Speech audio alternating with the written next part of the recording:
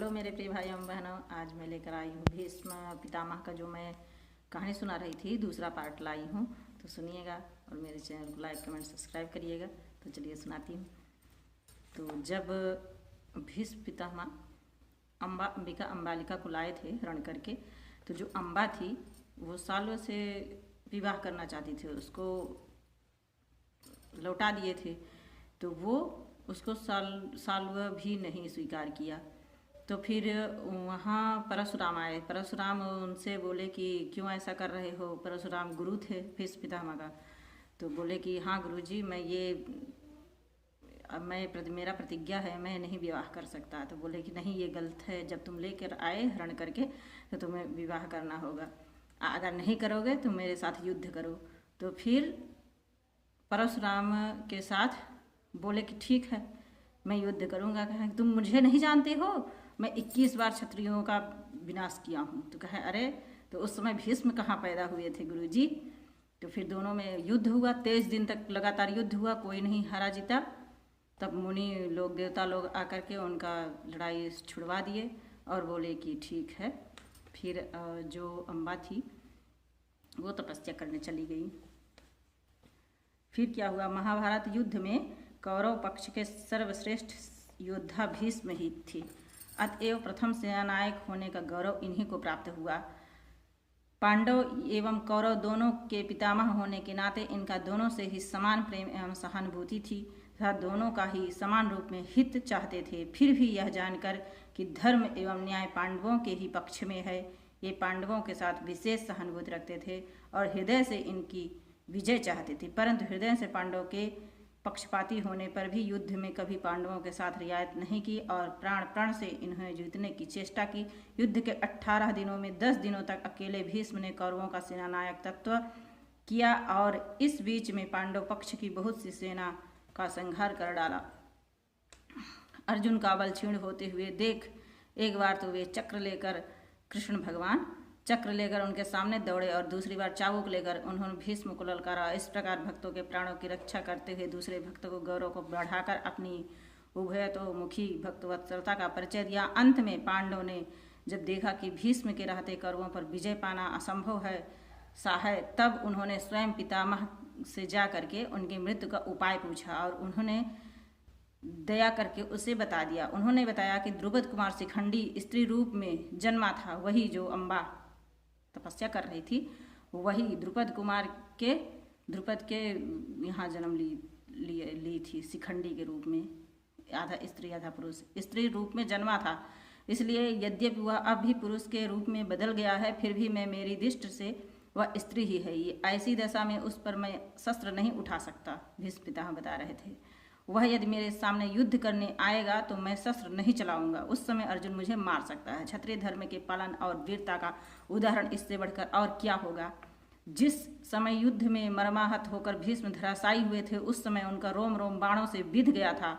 उन्हीं बाणों पर वो सो गए, धरती से उनका स्पर्श नहीं हुआ। उस समय सूर्य दक्षिणायन में थे। दक्षिणायन को देह त्याग के लिए उपयुक्त काल न समझकर वे अयन परिवर्तन के समय तक उसी शैया पर पड़े रहे, क्योंकि उनको तो वरदान उनके पिताजी दिए थे ना, इच्छा मृत्यु की।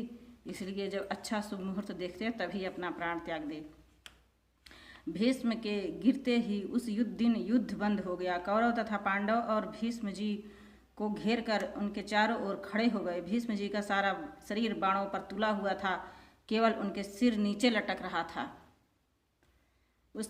उसके लिए उन्होंने कोई सहारा मांगा। लोगों ने उत्तम तकिए लाकर उनके सामने रख दिए, परंतु उन्हें वे पसंद नहीं आए। तब उन्होंने अर्जुन से कहा, बेटा तुम क्षत्रिय धर्म को जानते हो, तुम मेरे अनुरूप तकिया ला कर दो। अर्जुन उन वीर शिरोमणि के अभिप्राय को समझ गए।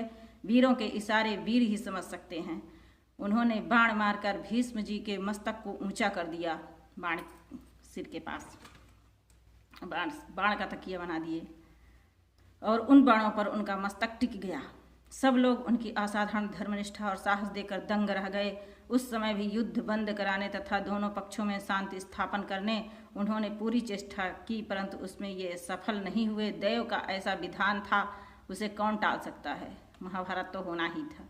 बाणों की असह्य वेदना से भीष्म जी का गला सूख रहा था, उनका सारा शरीर जल रहा था। उन्हें पीने के लिए पानी मांगा। लोगों ने झरियों में भरकर शीतल और सुगंधित जल उनके सामने उपस्थित किया। भीष्म ने उसे लौटा दिया। उन्होंने कहा कि पहले भोगे हुए मानवीय भोगों का अब मैं स्वीकार नहीं कर सकता, क्योंकि इस समय मैं सैया पर हूँ, सरसैया पर पड़ा हूँ। तब उन्होंने अर्जुन को बुलाकर कहा, बेटा तुम ही मुझे विधिवत जल पिला सकते हो। अर्जुन ने कहा, जो आज्ञा। कहकर अपने माथे पे एकदम चमकता हुआ बाण निकाला। उसे पर्जन्यास्त्र से संयोजित कर भीष्म के बगल वाली जमीन पर मारा और उसी समय देखते देखते पृथ्वी से दिव्य जल की एक धारा, गंगा जी का धारा निकल गया और सीधे भीष्म जी के मुख पर गिरने लगा। अमृत के समान उस जल को पीकर भीष्म जी तृप्त हो गए और अर्जुन के उस कर्म की उन्हें भूरी भूरी प्रशंसा की।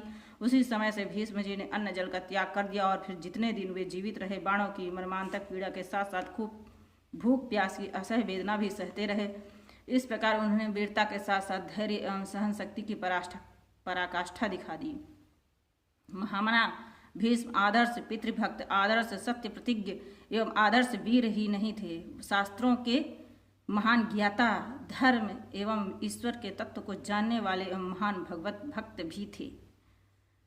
उनके अगाध ज्ञान की स्वयं भगवान श्री कृष्ण ने प्रशंसा की और यहाँ तक कह दिया कि आपके इस लोक से चले जाने पर सारे ज्ञान लुप्त हो जाएंगे। संसार में जो संदेहग्रस्त विषय है उनका समाधान करने वाला आपके सिवा दूसरा कोई नहीं है। भगवान श्री कृष्ण की प्रेरणा एवं शक्ति से उन्होंने युधिष्ठिर को लगातार कई दिनों तक वर्णाश्रम धर्म, राजधर्म, आपधर्म, मोक्ष धर्म, साधर धर्म, दान धर्म, स्त्री धर्म आदि अनेक महत्वपूर्ण विषयों पर उपदेश दिया, जो महाभारत के शांति पर्व तथा अनुशासन पर्व में संग्रहित है।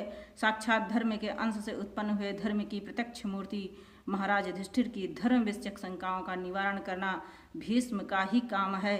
इनका उपदेश सुनने के लिए व्यास आदि महर्षि भी उपस्थित थे। इन्होंने युधिष्ठिर को भगवान विष्णु जो सहस्त्र नाम स्तोत्र से सुनाया है, उनसे इनकी भगवत भक्ति तथा भगवत तत्व का ज्ञान टपक जान पड़ता है। आज भी उस विष्णु सहस्त्र नाम का भक्तों में बड़ा आदर है। भगवान शंकराचार्य गीता, उपनिषद एवं ब्रह्म सूत्रों की भांति उस पर भी विस्तृत भाष्य लिखा है। उनकी भक्ति का ही यह फल था कि साक्षात भगवान श्री कृष्ण ने अंत समय में उन्हें दर्शन देकर कृतार्थ किया।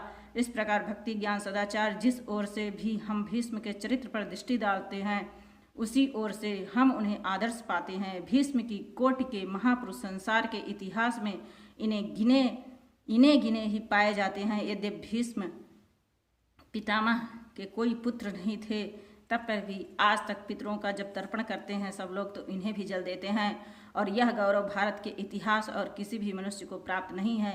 इसलिए सारा जगत आज भी इन्हें पितामह के नाम से पुकारते हैं। तो भीष्म पितामह को कोटि कोटि प्रणाम। आप सबको धन्यवाद। मेरे